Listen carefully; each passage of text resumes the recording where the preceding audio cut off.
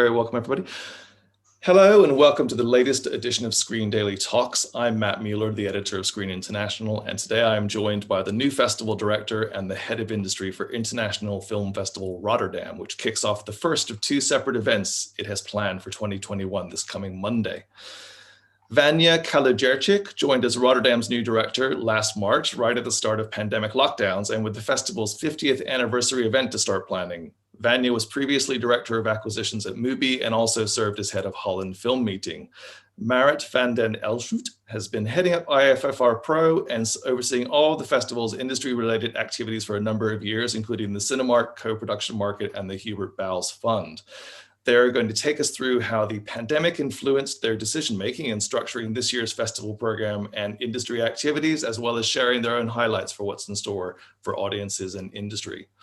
The format for today's discussion will follow that of the majority of our ScreenDaily Talks, which many of you watching will already be familiar with. But for any newbies in the crowd today, I will moderate a 30 or so minute discussion with Vanja and Marit before we then open up to questions from you, our live audience, for the second half. I know there is a chat room, which is often quite busy during the talks, but please do submit any questions using the Q&A channel, where my colleague Orlando Parfit will be roaming and monitoring to find the best questions to send through. We'll get through as many of those as we possibly can. Right, so on to our talk.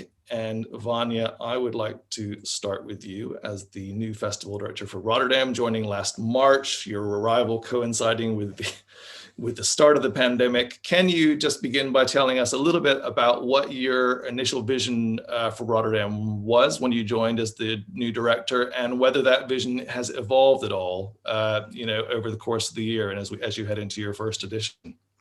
Yeah. For sure, it had to change and it had to adapt pretty early on, already in March, but because we did see, a number of lockdowns across the world and subsequently here in the Netherlands as well. But there are a couple of things that we started working on immediately, such as refining the program structure. We decided to go with a couple of clear cut sections without any subsections, and there were other steps made there, and that these were to expand the competition. So the Tiger competition and the big screen competition grew up to 16 titles now, with ambition to give more emphasis on the importance of competitions to IFFR. So there were a couple of things that were already sort of shaping up as we were moving towards the understanding as well that we are heading towards a festival that is unlike anything we know. So here is where some adapting had to happen. But interestingly enough, one of the visions was also to think about how R&D, can help us make critical decision-making about our environment, making more sustainable, industry environment, whether it's that for our own festival or for all the disciplines in the film industry that we are catering to. And this immediately sort of came into action. It's an R&D that you have to sort of deploy right away and use it to just make a film festival happen, because this was the key thing and key ambitions that at one point was something to deal with. And another was to sort of see how much more of year-round events as a festival we can have, which now again turned out to coincide with our festival shape to begin with, because as you said, it's in two parts. We are starting in February, but then there are a number of events that we are going to have and programs leading towards the summer celebration in June. Yeah, and could you talk a little bit about the two separate events? Because I'm sure most people are aware of this, but it'd just be good to sort of spell it out a little bit in terms of how the two different, next week and then the week in June, how they were sort of, envisaged and what they'll contain. So the one in February that starts as of Monday, or shall I say, which Marit will, I'm sure, speak about, some of our professional activities have started already. Caters to IFFR Pro. This is something that we have decided early on, already in summer, knowing that that global industry would not be able to travel in January and collectively come to Rotterdam. So this was one of the decisions made quite early. So the moment we understood that the shape or the size of the festival as we know it will not be able to happen in one go, and that most likely we'll have to think of a model that can sort of maximize on opportunities, how to serve to the industry, to the filmmakers, but also to our audiences and other stakeholders. we came to a conclusion that it needs to be a slimmed down version, the one happening in February. And we wanted really to use the opportunity when we have the sort of focus of the global industry on IFFR to really push forward our competitions, the films that need this exposure, need these highlights, and also sort of kick off their festival career with IFFR. And as we are leading, you have mentioned already, so this is also the 50th anniversary of IFFR, so many things to celebrate as well in most unusual ways. So good to know is that June was the month in which IFFR's very first edition took place. So this was also something that we wanted to mark. And June we will use for our non-competitive sections. Which is the Bright Future dedicated to first-time filmmakers specifically this year, and the new section that we have introduced recently, earlier in the previous year, and that is Harbor as well, which is the most expansive one as well, because it is our main program as well. And we have also reshaped our section dedicated to restoration, Cinema Regained, and this one as well, given that it's about restorations and a lot of films that deal with film history, we wanted also to give space on big screen with projectors, because there are certain requirements as well that demand for certain films to be screened on a big screen and in the cinema. So Cinema Regained as well will be taking place in June. And our central program will be dedicated to celebration of the 50th edition. So the thematic program as such will be really the centerpiece of June celebration. And there are many things that I can talk about, but there our very sort of off big screen section dedicated to arts and cinema related art, it's called Art Direction. And there, again, we have many commissioned works that are going to be interventions in the public space and performances. And these works, of course, also need less restrictions, so to speak. So these ones will also be taking place in June. So a lot of audience-driven events are meant for our summer celebration. And how many days will the summer celebration be? Is that going to be a 5-day event? Or it's from 2nd until the 6th of June. 2nd to the 6th, yeah. And you mentioned Harbor is the new section and probably the biggest section. Is there a particular sort of theme for that? Is that just a nice umbrella sort of, space to house lots of different kinds of films? Or do you have a particular kind of film that you're looking for that section?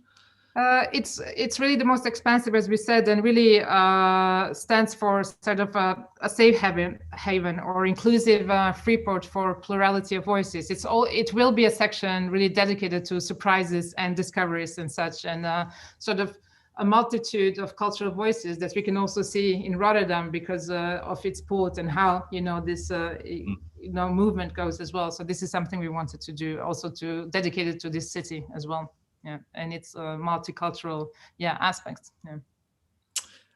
Marit, I'm going to come to you next. How are you doing? I know you're actually already underway with some of the industry events, and I just wonder if you could just tell me a little bit about what's already going on, but also in planning your online event, what that decision meant in terms of how you structured the event and what you plan for this year's IFFR Pro. Yes. So as Maya said, we already decided quite early on that we would have an online event for the pro activities. This was really because we didn't want to get into a situation where only professionals from certain countries would be able to travel to Rotterdam and others not, because everything we do should be truly global. And also we decided it early because then we could really focus our time and energy on what that would look like and what the team would need to look like and what we wanted to focus on. And few things always came back, and this was that we really wanted to organize something that still could offer community, a feeling of community and a sense of connection for filmmakers to their potential audience, to other industry members, to their fellow filmmakers, and also interaction with us as a team. It became quite early on clear that we needed to really put ourselves into this as well. So we started with 3 sessions, reality check sessions, R&D sessions already in autumn, where we focused on these 3 topics in a way: film festivals, how they could best serve the industry, how they could best serve the filmmakers, and how they could best serve the audience. And we actually took quite some learnings from that. I think one of the things we learned is that it's not a 10-day festival anymore, but maybe a 2-month festival with all the behind the scenes work that we have done. We have put a lot of time in discussing with all the filmmakers and rights holders what the specific needs for each film are. in terms of publicity, in terms of guidance, sales, distribution. And we've really tried to cater to their needs. And we also organize some more general sessions with pitch trainers, with market consultants. Every year in the Pro Hub, we already work with a dedicated team of mentors. So we have a lot of these people returning, and they have been working in the past 2 weeks already quite a lot with all the selected filmmakers. We also started with the Rotterdam Lab already on Monday.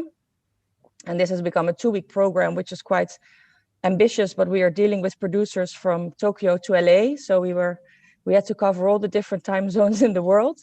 So we felt that we should have a 2 times 5-day program for them. And this has already been going on for almost a week. And we welcomed 74 producers from literally all over the world. And they've had some great sessions already with Eva Puchinska, with Roshi Behesnejad yesterday, pitching training from Ido Abram. And then they're also, the idea of the Rotterdam Lab is that they really create a community and a network. And this is also what we have learned, I think, from the past online editions that we have visited, that this kind of feeling of community works best when you are catering to a select group of people or a focused group of people. So we set a Slack environment, we set up a Slack environment for them, so they're constantly chatting to each other, like a coffee roulette game and speed dating. So that's already going on for quite a while. That's very nice. Yeah. Were there other industry events that you thought worked quite well that you looked at when you were creating, this year's IFFR Pro? And I guess the same for you, Vanya. Did you look at what other festivals had done as you were kind of working out how you wanted to put together Rotterdam for this year? Do you want to start, Mara? Yeah, I think this, as I said, the smaller interactive activities where there was a lot of feeling of community and networking and engaging with each other, that they sort of worked really well. I think Locarno did really well with Open Doors. Vision du Réel had really nice sessions. Tallinn, I think, was also had a great program, but also the creative producer in Daba, the lab that we organized together, well, that actually Realness Institutes organized with Sundance, EAVE, and us as a partner. We had the first session in September, and that was also really great 2 weeks where we had a group of, I think, 30 participants from all over Africa and Europe and the US, and they've really engaged with each other. So I think these kind of smaller, focused, tailor-made sessions, they worked probably the best. And I think this is also really the silver lining of this year and of how we had to adapt our activities. There's a lot more close communication and focus in a way. Yeah. And what about for you, Vanya? Yeah, pretty much on the programming side was similar. We had to have much more exchange over different plannings and aspects in which IFFR can take place, right? So when online exhibition became one of its central components, of course, that also required a much more in-depth discussion in what does that mean for the film and with the right holders. So it really brought us closer as well, because I don't believe that throughout the year in such way we would be exchanging over what a festival can do for you, how that we can serve that best, and I think that extended from all the industry activities we do all the way to the program in a similar fashion as well. So for the filmmakers in the program is that are going to premiere now, entire competition in big screen and so on. It's similar. Very similarly, we have started discussions with them at the moment they were selected, even previous to the announcement. Having this kind of intake interviews to understand. Okay, once you come to the festival, there's the exchange with the industry, interaction with the audience, and so on. But on the other hand, to get there, how are we going to prepare? And all of a sudden, you realize, as Marit said, your festival is much longer behind the scenes that from what we have experienced previously. Do you think that's a permanent change, whatever happens in the future, in terms of, does this give you new ways to work, to sort of extend what you do across the year? Is this a kind of maybe a valuable way for festivals to be working all year round with filmmakers and and supporting kind of the whole ecosystem of the industry? Or is that a bit too? No, I think it's definitely offering a lot of opportunities, because it's something that we have always been keen to do. For Hubert Bous Fund funded filmmakers, for example, we started the Boost NL project a couple of years ago, and we've always wanted to put more year-round dedication and support to the filmmakers. But because you have this big beast that you have to organize one time a year, that everything that was sort of sometimes eaten up all our focus and energy, and we're not a huge team. I mean, we're essentially quite a small team. So I think now people got used to this also, this way of working. Of course, there's some online fatigue, but I think a lot of people just really want access and connection. So now people got used to it. For the Hubert Bals Fund, it's really opening up also opportunities. We are maybe going to do some tailor-made, smaller events throughout the year with projects that we have funded in the past, or have projects coming back, see how they're doing, connecting them to certain people. I do think we have to keep some sort of a momentum of our time in the year. I think if we all start to do everything the year round, then it becomes a bit of a chaos, but yeah. And what about for you, Vanya? Do you like the idea of having two separate events every year, like doing one in February and then doing another sort of public outdoorsy, more outdoorsy one in June, or is this just a one-off for 2021? Let's see how this year will see if we survive. And then what are the key learnings from it, as well. But I'm keen on exploring this, of course, what for audiences as well we can do throughout the year here in Rotterdam. I'm sure there are many more opportunities, and this is something we are gonna probably see and experience as we are sort of starting developing this variety of programs that are even leading up to June.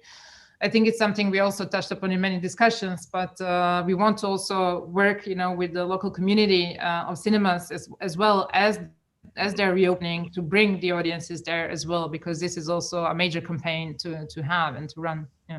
Yeah.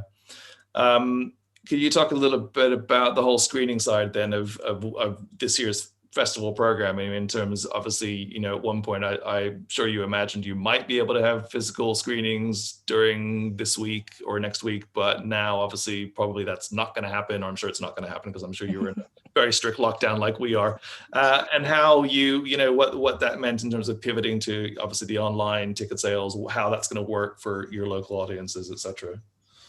So we were since the campaign since early on was that it is a hybrid festival, and the major access towards the films will be through the online services that we are doing. So the moment when the last heartbreak occurred and the cinemas sort of remained closed even throughout the festival, we were also preparing for it, and we were ready for it. So the major pivot was not so difficult to execute, because it was quite as in the air that the cinema part might not work out at all.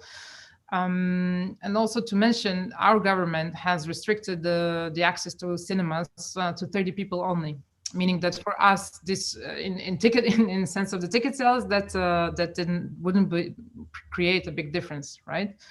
So very early on, we also started thinking of how to create the sense of festival atmosphere for our audiences as well, and at the same time knew that we cannot keep to the very strict schedule of screenings that people usually would, of course, commit to when they're coming to the festival for a couple of days. So a very important part was that we offer, that we have two offers. That one is a live screening, a timed screening in which a filmmaker introduces the film, we watch the film, and afterwards there's a live Q&A as well, where you can ask your question. And similarly, before the film begins or the announcement, one can interact through our chat function with the audience members. So it can give a sense of communal experience as well. Whereas for of course our other audience members who wish or can access films at their own convenience, there is a 72-hour window in which one can experience it and watch it. And next to that, we have our programming team has done a wonderful job interviewing these filmmakers for pre-recorded sessions and introductions as well. So it's not going to be a live experience, but you can still get quite a good context around the film as well. And there is still a physical component to the festival, albeit in a very unusual augmented reality way. So in 50 spots around the city, starting from this weekend, we have this huge fluorescent boards. And the project is called Tiger on the Loose. So with your device, you come to this crazy looking board, and as you scan it, the QR code, a scene from a tiger unleashed will pop out. So we have a journey through history of 50 different films featuring tigers. So it's quite amusing. That's very cool. Yeah. Very cool. And how have you found ticket sales for the online sort of version, screenings and stuff. I mean, do you have numbers capped, or I mean, can as many people in the country who want to watch a film sign up to watch it, or what's the sort of scenario there? Yeah, the films are available throughout the Netherlands, so geo-blocked also to Netherlands only. Of course, they're capped, so it's similar to what we would offer in terms of seats, number of seats, maximum capacity, as if the film would be playing at the festival. So we kept to this formula that we have. Yeah. Yeah. The tickets are started only now, so it's a little bit too early to say, what does that mean comparing to the previous years. But also, it's just the beginning, and it's only 43 feature films compared to, a festival that in usual years would screen 270 features. So it's quite a different setup to begin with. But as I say, it's the first part of the festival only, and it will gradually grow as we are getting to June. Yeah. And I guess in June, you're hoping that will be just physical. I mean, are you planning an online component there, or is the idea that you'll bring audiences to cinemas? So big part of the festival should happen on site. So this is something we're counting on. And if governmental regulations allow to welcome also larger audiences, I'm not going to say large, but larger, because also beyond 30, I mean, that would be great. It's a summertime as well, although we are in the Netherlands, so you never know. But we do hope to also have outdoor screenings, open air screenings, and there is a possibility as well, of course, to perhaps welcome larger audiences. And of course, we want to see guests on site as well, especially because the 50th celebration also requires quite a lot of participation from we are tapping into the rich history and legacy of IFFR, and we would like to, of course, welcome some of the guests on site as well. I do think that would be premature to completely exclude online component of it, because we have to also see how the governmental regulations will develop, and how much flexibility that will allow us. But I wouldn't exclude it right away. Yeah. Okay. And will there be any industry component to the June event, Marit, or is everything you're doing taking place now? No, I think Rotterdam is historically really about breaking down the boundaries between industry and audiences. So we don't want to separate them as such. So we are planning maybe some of these R&D sessions in June to bring a smaller component of industry over. We will bring industry over connected to the films. And we really hope, but this is really fingers crossed, that we will have our second edition, our second workshop of Creative Producer in DABA physically, because we were supposed to have it physically in Rotterdam this February, that we will have that physically in June. So then we will, in any case, bring over the participants from the different African, European countries and the US, and of course, experts that we want to interact with or let interact with them. So these are a few things that we're planning for June, definitely. Yeah. And Vanya, are you able to give us any insight into how your juries are working? Yes, so I'm a bit jealous, because the juries are the only ones who actually are going to be seeing films on a big screen, and in 3 different cities as well. So we have organized, of course, with all measurements and precaution in place, private screenings for our jury members. Big screen jury and short film jury will be watching films here in Rotterdam in Kino. I'm showing in the direction of Kino. And in Amsterdam, I will be showing for a couple of 3 jury members, Tiger Competition jury member screening. And in Berlin, we'll have 2 jury members watching the films there. Oh, okay.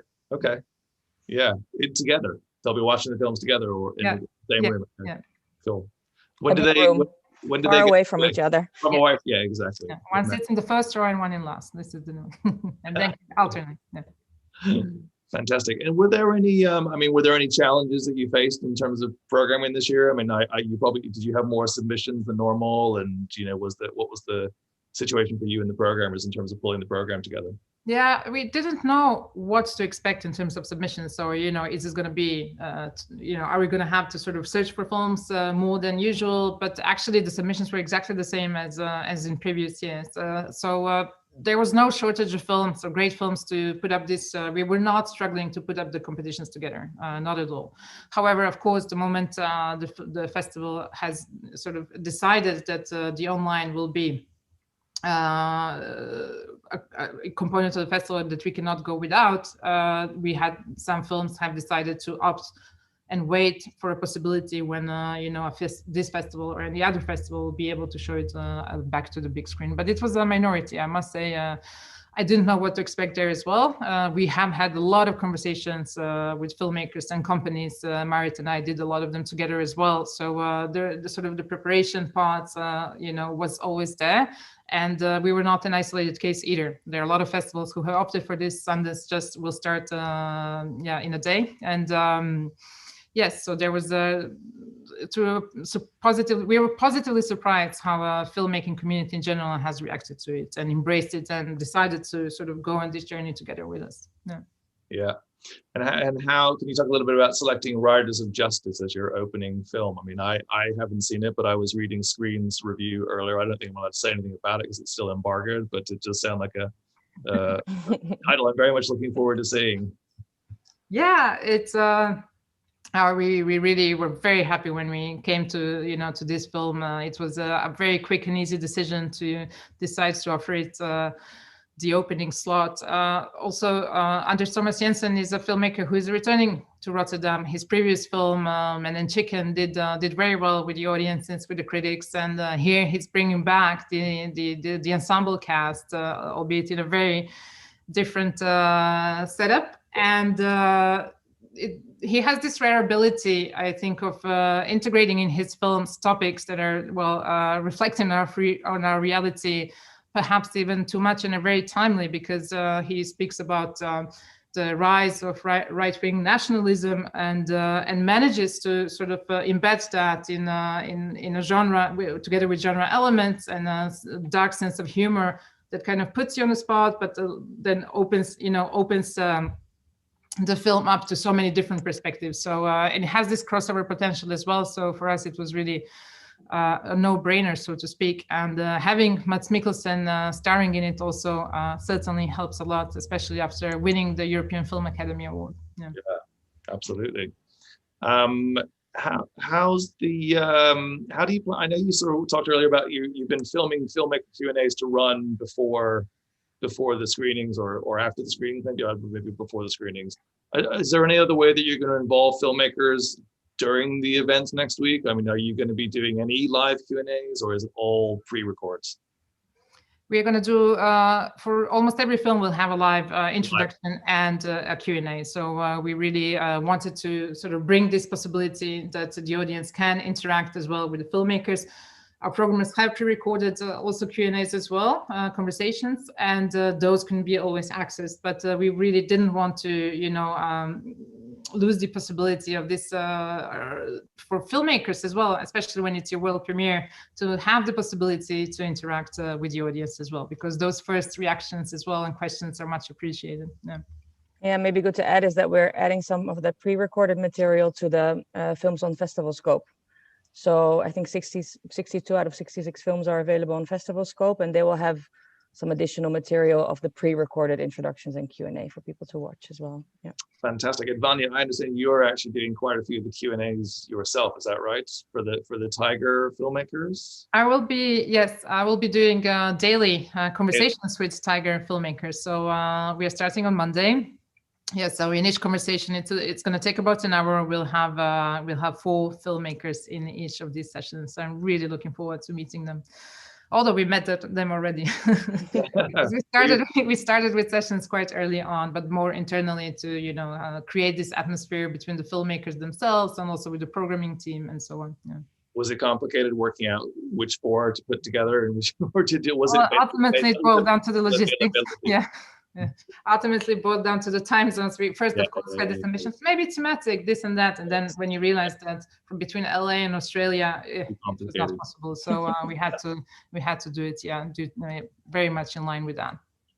And you mentioned earlier, obviously, I mean, you are a small team, but I mean, is planning 2 events double the work? I mean, how have you found, like, I mean, presumably you're all, after this event next week, you all then go back to work on the next event. So you're probably not finished with that, and you probably won't be finished with that for a while, correct?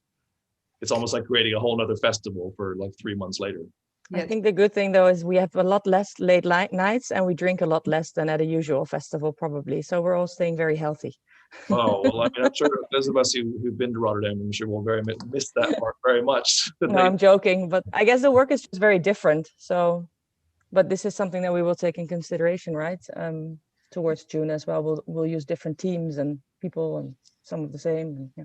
Yeah, I think, well, it's also a learning experience for us to understand that in case you decide, or we decide as a festival to do more year-round events, what does that mean for the team as well? But the workload is, as Marit says, very different. But again, yes, you're right. In terms of programming, as soon as we are done with the February session, we need to sort of conclude the selection for and start announcing titles, of course, for June as well.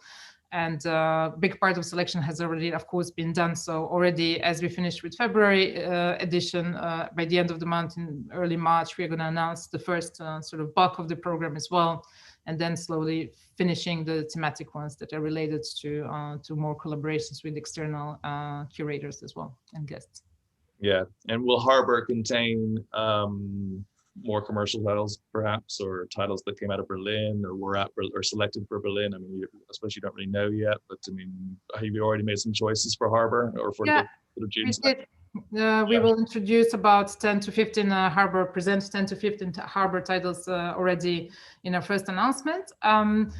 I want to see the program. Harbor should be as diverse as possible, that the films that may be very different from a documentary film to a genre film to a more perhaps commercial title or popular in a given territory, but not necessarily so popular with the box office in our own. So these are also this kind of diversity and plurality sort of expressions that are very interesting, coexisting next to each other and creating some sort of a new dialogue. So yes, it may happen that there is a more commercial title as well, appearing in Harbor.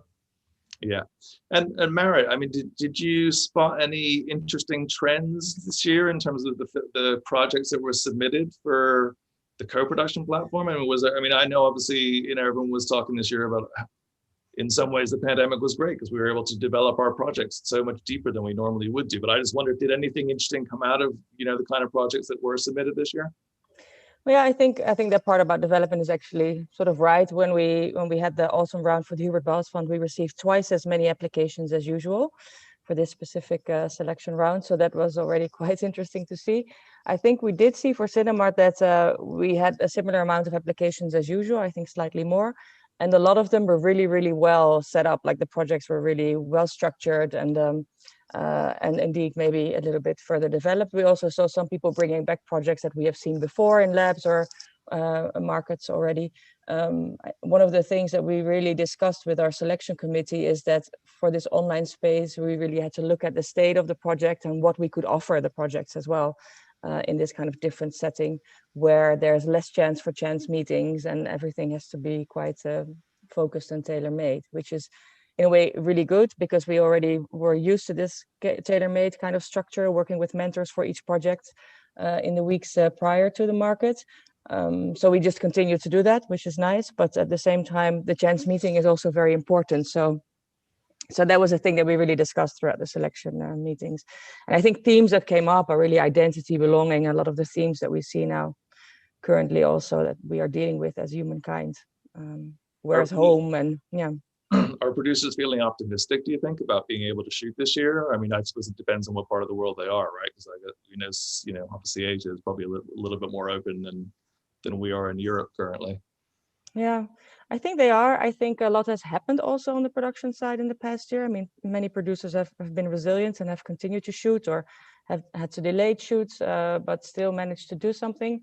Of course, it's a bit challenging to now get into co-productions when you don't know what will be possible in the year to come, and especially also in the release of your film later. But I do feel quite a lot of optimism, and especially, of course, in Europe, there's quite a good support system. All the countries have really stood up, and the local national film funds have supported their filmmaking communities. And at the beginning, we were a bit afraid that everything would become really local, but also in the Rotterdam lab, we saw that, so we thought that a lot of partners would put their international programs on hold, but the opposite is actually true. We have 74 producers from 40 countries, 44 partners, 8 new ones. So people are really looking for access and access to information and to continue and to be resourceful. So I think it's going up again. People are optimistic again, or at least that's my feeling when I interact with people. But yeah. Is that your experience, Vanya? Like working with, speaking to the filmmakers who you programmed in Tiger and the other sections? I mean, is there an optimism, I think, for things this year? And also, I suppose, the role that Rotterdam plays in this kind of this space, this, art house avant-garde sort of filmmaker space. I mean, it's such an crucial role. Do you feel very optimistic about the shape of that in the future as well? Yes, very much. Our first exchange as well with the filmmakers from Big Screen competition and the Tiger competition, both features and shorts, first showed a lot of enthusiasm and optimism also for what we are putting in place, creating, in moments when there is a lot of deprivation of, cultural content to begin with, but also opportunity, that we're creating a platform that is sustaining it, that is offering a momentum for these films to gain exposure, but also to create new contact, to interact with the industry and with the audience. So it was quite rewarding when we organized our first meetups also with the filmmakers as well. So I think I felt a lot of good energy, a lot of good vibes, and quite some optimism. Yes, I really want to see how then in the next week these interactions are going to be put in place, and understanding how better and even more so we can support the filmmakers after the February part. I think there will be a lot of evaluation also. And I think this is also a time when we will have to start looking at our responsibility as festivals and markets and what our role is in this future change. Yeah. Yeah. Especially for these kind of films. Yeah. I'm going to take some reader questions now. Let's just have a quick look. I've got one for you, Vanya, from Niels Putman.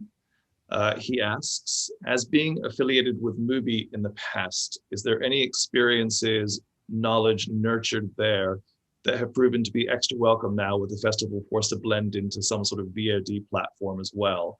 And do you see any opportunity for festivals and VOD platforms to collaborate in the near future with in this new sort of ecosystem that exists for festivals? Good question. Well, I certainly didn't expect that leaving a streaming service, I'm going to become a director of first online edition of IFFR. But well, there is a place for everything, and I guess it's happened. However, it was very, very useful for sure. Understanding this landscape and having sort of profound knowledge on how the online exploitation of the film works was very helpful to me. So I think it was easier for us to gain this. As an organization, IFFR is very flexible, so I wouldn't say it would be difficult anyway, because IFFR was always a place for innovation and experimentation as well. And we shouldn't forget that we have our own platform, Unleashed, that is connecting with the audience as a VOD platform throughout the year as well. So I'm curious to see how the first results from this February edition will look like, and what that means for us as a festival. Do we want, if there is a wider outreach, which is something that we are very curious to see if that's going to happen. How that can complement the festival activity, perhaps either throughout the year or next to the festival. But it's early to say. We would really like to first gain these key insights. However, one thing that we have put in place, for instance, in between February and June edition on our Unleashed platform is to we're going to select, we already did actually, we're going to present 50 films from one selected from each year of IFFR. So this is also one of the nice online activities we are putting in place. These will run between the February and the June event. Okay. Yes. Yeah. Is that exactly 50 days or nearly? not really. not quite. Okay, another question. Hi, it's your friend Wendy Mitchell. I'm so missing my annual trip to Rotterdam this month, but look forward to joining you online. My question is about the June edition. Do you see that for more your Dutch audiences, or do you hope to also welcome quite a few of the industry that usually would come in January? Yes, you're welcome to come, Wendy. For sure, you have to be here. So you're hoping, at the moment, if you can have international guests, you will definitely have that. Definitely the plan. Yeah. Yeah. So it's not just for the local audience, really. No, we want to really expand it as well. And as I mentioned before, there is the 50th thematic program also involves a lot of external collaborators. Actually, again, 50. We are really after this symbolic number this year. So hopefully, yes, also some of them will be able to join the festival. And as Marit said earlier, there are aspects of our R&D platform as well that we wish to sort of use as well and welcome some industry delegates in June as well. Yeah. Well, and possibly going back to this more kind of nostalgic feeling of the festival, where the interaction between audience and filmmakers and industry was even more easy because we were smaller and drinks outdoors and we'll have cocktails outdoors instead of not freeze. Inside and not freeze. Yes. Yeah. Are you able to to tell us anything at the moment about the 50th anniversary plans? I mean, any particular kind of things you want to share at this stage? It's early to share, but there is one great commission project that we will present in the outdoor space, but that announcement will come a bit later, and more specific details on the program as well. But we have this.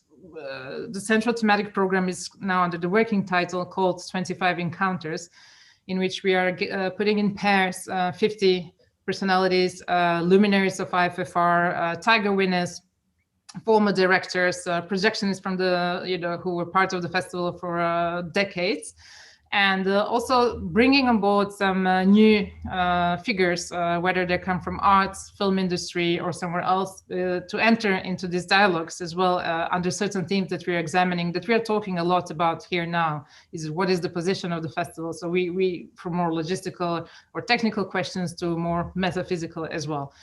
These will result in a series of conversations that are going to either be recorded or written or in form of video letters. And each of these pairs will also have to contribute a selection, a film as well. So it's going to be quite curious. Yeah, very exciting. Yeah. I see Wendy's excited by the idea of the outdoor cocktails. She has noted. Okay, this is another question from someone who is anonymous. What is the potential of film sales during IFFR, especially taking into the account that many films are not available to watch and there's few direct contact between the film representatives and the market, especially for filmmakers who do not have dedicated sales agents? And a separate question from Marit, what will be the networking opportunities besides the industry program? So for sales, we have had some of our usual activities already in place in the past week. So we've been communicating to sales agents which films were still available, and also to distributors. We will actually have almost all of the films available on Festival Scope for accredited guests, so they can have access to the films. Mm-hmm. What we will do in terms of networking, we felt that, we will certainly try to do a few online funnier things for people to network, where we will bring everybody together. This is still in the making, but we, in the panel program the talks program that we're organizing, we have arranged for certain panels to be followed up by round tables where people can sign up to interact with each other and with the panelists, and to really create this kind of networking idea. I do feel that we should not have online drinks every day, because we haven't felt that really works. People are very busy. There's a few festivals happening concurrently. People have their children at home. They have work to do. So we didn't want to overly ask people to be online with us like 10 hours a day, but we felt that we should do that more catered. So for the filmmakers, we have organized quite a lot of sessions already, as we spoke about. For the Rotterdam lab, we're doing specific things, for Cinemart as well, but it's all quite tailor-made. And for the industry at large, we will do some funnier things. Are people able to watch sessions afterwards as well, or do they have to just watch it live? So you can access the session. If you have an accreditation, we will leave the sessions on until June. They're all going to be in VOD. Also, the spotlights for Cinemart projects that we will broadcast on Monday and Tuesday, they will also be on VOD later for Cinemart accredited guests to watch. Yep. Okay. And we have also for Cinemart guests a lot of really great video pitches of all the projects online. This was also first for us. Okay, and those will stay online as well for. Yeah, we have to discuss with the filmmaking teams how long they would want them to be there, but yes, okay. For a while they will be. Yeah. Yeah. Okay. We can send you something from Hema. I see Wendy and Helen in the chat popping up. So we have another question about the juries, Vanya. Someone wants to just know a little bit more detail about how the juries are going to watch films. How many per cinema? Will they have to have COVID tests before they go into the cinemas? And what about the staff in those cinemas? So, give us all the health protocols, and We're going to absolutely follow all the protocols that are in place for each of our jury member. I think that testing is possible as well. We have systems in place here for our own festival and our own staff.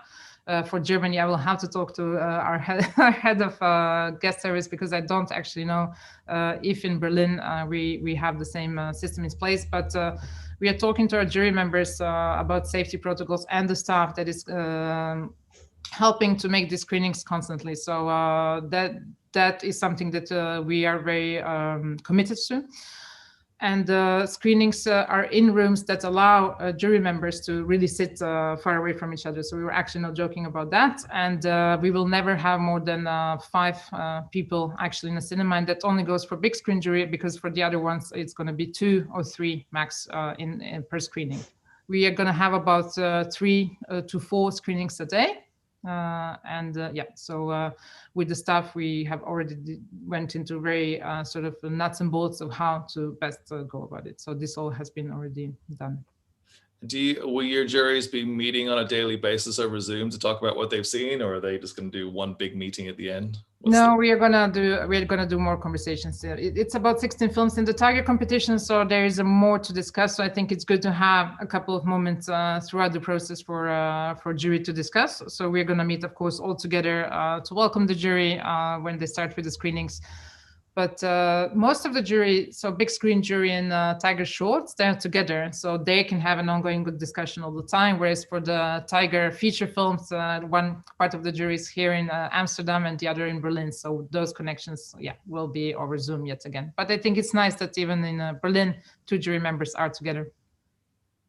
Yeah, who are your jury members in Berlin? Who are they? It's Orwa Nirapia, and Le Mans Hank Jeremiah Mosese. Yeah. Okay. Okay, we have a question from Essie Palaz. I'm curious about female filmmakers. In every festival, the number of female filmmakers does seem to increase. Is this your observation from this year's submissions? What do you think? Yes, when it comes to first-time filmmakers especially, and this results as well with in the selection itself. So when we look at the Tiger competition, the feature film competition, and the shorts, it's quite it's almost equal. As we are progressing more towards more experienced filmmakers, so big screen selection always goes for it can be a first film, but it can also be a 10th film in one's career. And there already we have seen fewer submissions or fewer films that would come from a female filmmaker, although we have it's quite nicely represented as well, and we are happy, but the balance is not as equal, for instance, as in Tiger. So there's more opportunity for first-time filmmaker than maybe for second, third, and fourth, or at least this is something that we can observe from our program. And then when it comes to Limelight, which is a section dedicated to avant-premiere of festival titles that have been shown in the past year and award-winning films that are going to be released nationally as well, the ratio is not great at all. We have 2 female filmmakers next to 10 or 11 male. Yeah. But some of those were Cannes 2020 label titles, weren't they? Like yes, beginning. Yes, for instance, yeah. And you also have some titles that are currently playing in Sundance, right? We have 2 titles that are going to be in Sundance. Yeah, one is from both female filmmakers. So one is American, Mayday from and this one will be in Tiger competition, and the other one is El Perro que non caia from Anakat, which will be in big screen. Yeah. Excellent. Okay, next question is, does the fact that EFM is happening slightly later, has that generated more industry interests? I guess that's a question for Marit. Marit, do you think you've had more industry engagement for the industry platform this year? I'm very happy with the numbers that we're having so far. I think the last time I checked, we had already more registered guests than last year, and for Cinemart it's also more than last year. So I don't know if that has something to do with EFM or just with access from afar, that it's easier to access online. We're actually partnering with EFM again this year. I don't know if you remember our Propeller partnership that we had with CPA Shops. We're going to be partnering in one of their brainstorm sessions later in March. So that's very nice. And of course, one of the Cinemart projects will continue to go to the co-production markets. So there's nice collaboration there. But of course, there's Gothenburg happening also at the same time. Sundance is happening until Wednesday. So I think people are going to go here and there. They're probably going to hop. Yes. But we have, I'm really happy with the numbers we're seeing so far. And people can still apply for an accreditation. We're not stopping that. And so, yeah, still possible. I mean, in a way, these online events, they enable more people from around the world to participate, don't they? I mean, that's one that, you no longer have to travel. You can just click on Zoom and you're there. Yep. So there are some advantages to being in a pandemic, not many. I think this is a question I probably touched on a little bit earlier, but just someone else has asked, do you think the pandemic has impacted the volume of films, but also the subject matter? And I guess that's a question that both of you could answer. I mean, do you think is the pandemic having a noticeable impact on the kind of themes of films or that you were seeing, or projects, or? I think that goes more for the development stage, because most of the films that we have in our program have had, perhaps if they encountered problems, it was for completion rather than for the shooting part. But I do think that this is something that we'll be able to judge on rather in the development stage, or the films we are going to be receiving for the upcoming edition in 2022. In Cinemart, we haven't really seen it yet. I mean, those projects have already been further in development as well. So the subjects already or started with long ago. I mean, I think the themes that I mentioned of belonging and identity and where's your home, I think that we see that coming back in a lot of the projects. I think that has been something that we have seen in recent years. I think in the Hubert Bos one, we had one project that involved and Trump and Corona, so that was very interesting to read. But but no, we haven't really received yet any like real COVID stories or. Let's see for the March round what we will be receiving, but yeah. This next question I was going to ask myself, but it's I guess a question for Vanya. I mean, how are you going to define success for this particular edition of the festival, and what are your metrics for success? Are you able to sort of share what you'll be looking at when you come through the other side? Yeah, it's a very good question, because all of a sudden you're again measuring that in a very different way, because what we are offering is also very different, and it will be very different both for our audiences as well as for our filmmakers. So what I would think to a certain degree would define success is that it is a different experience for them, but that it's not less or lesser of an experience as well. For filmmakers, that means that this personalized trajectories and that run-up work that we are doing will enable them to really create, to get these experiences of interaction with the audience, meetups with the industry, get the feedback for the film, and get new opportunities for it. And for the audiences here in the Netherlands, and I think that goes for a big part of the world at the moment, we don't have much going on. There is a significant deprivation of possibilities to get anything. There are no new films being really released, but that goes for many aspects in our culture. It's not only cinema and film. So in this pretty dark times, to get the possibility, even if it's from the comfort of home, to enjoy these amazing works on a hopefully bigger screen than just a laptop, but it can be that as well, is also for me quite something, and I see it as a success already to even offer this possibility. Fantastic. And what about you, Mara? Are you changing how you're viewing success for? It's an internal discussions that we have, of course. Where are your expectations? I think for us, especially for the projects at Cinemart and also the producers and the industry at large, is that we can create some meaningful connections that can also lead to business opportunities and collaborative opportunities between producers and sales agents and distributors and funds. And but how to measure that? I mean, I think it's always difficult to measure success at a festival. I mean, besides ticket sales and how many people and how many meetings you schedule, we are already scheduling also a similar amount of Cinemark meetings. I think that's kind of success when we have those numbers. But I think really this meaningful connections, if we can cater to that and the business will come out of that, I think that's yeah. And if we make some people happy and offer distraction and yeah. But it's a difficult and really good question that we are often talking about ourselves in the management team. Yeah.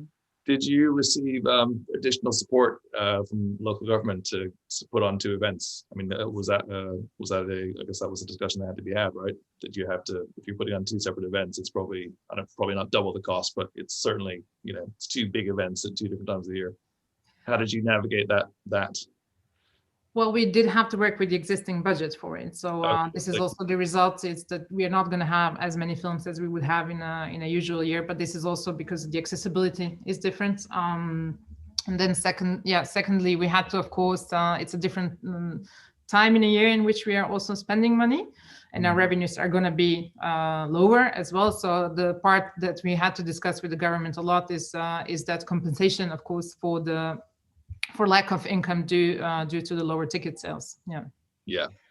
For us, it meant more that because we close our financial year usually in February, that we had to have a lot of talks with the Film Fund and Creative Europe, but they've been really flexible in letting us sort of exchange our eligibility period towards June and doing the reporting after that. So that's it's more created more conversation, but yeah. Thank you. Somebody has a question about,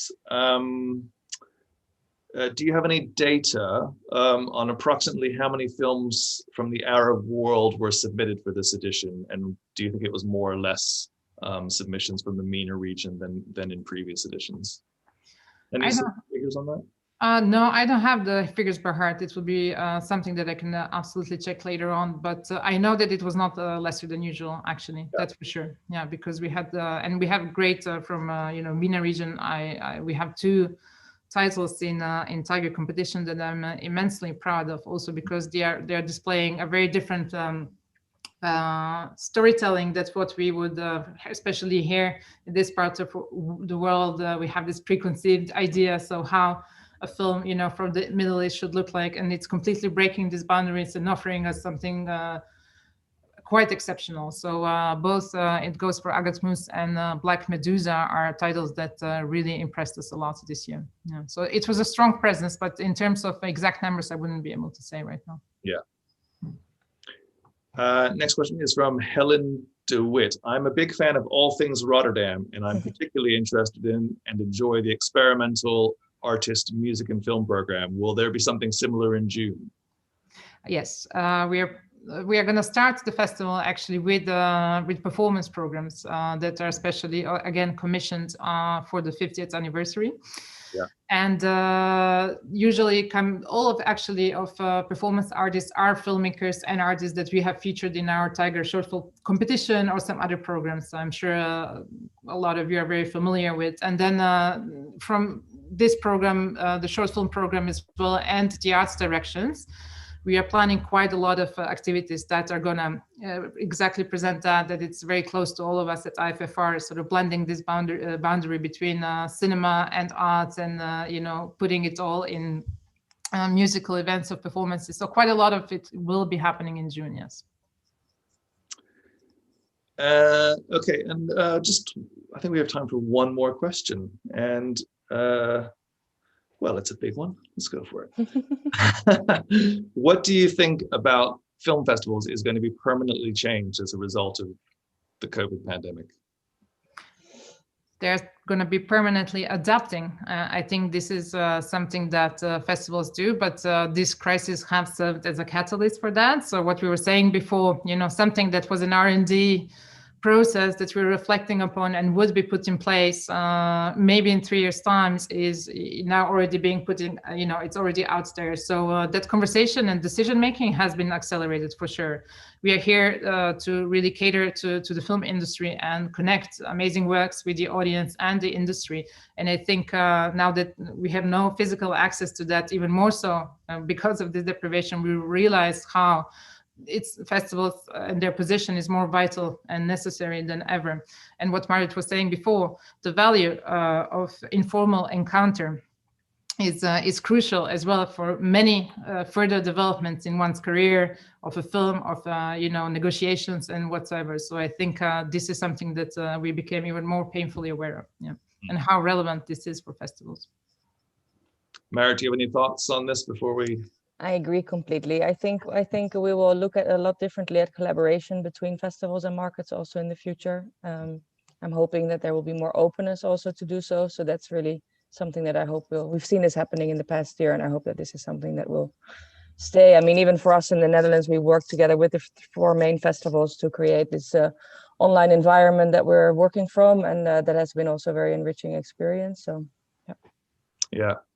Well, that is unfortunately all we have time for today. I know everyone on here, including myself, wishes you all the best for a very successful event in next week and as going on now, and also hoping that we can come there in June and have those outdoor cocktails with you. I know me and Wendy will be looking forward to that for sure. So look, thank you very much for taking part. I want to thank everyone who joined us today to listen to these 2 amazing women on our screen. Thank you, Vanya. Thank you, Marit, for giving us the thorough insight into this year's Rotterdam events.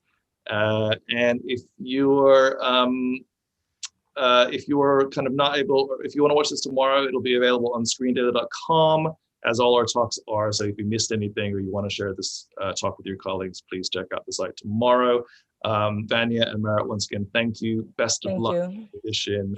Great pleasure to talk to you. And just it's me now to say farewell and see you next time. See you soon, Matt. Thank you very much. Bye.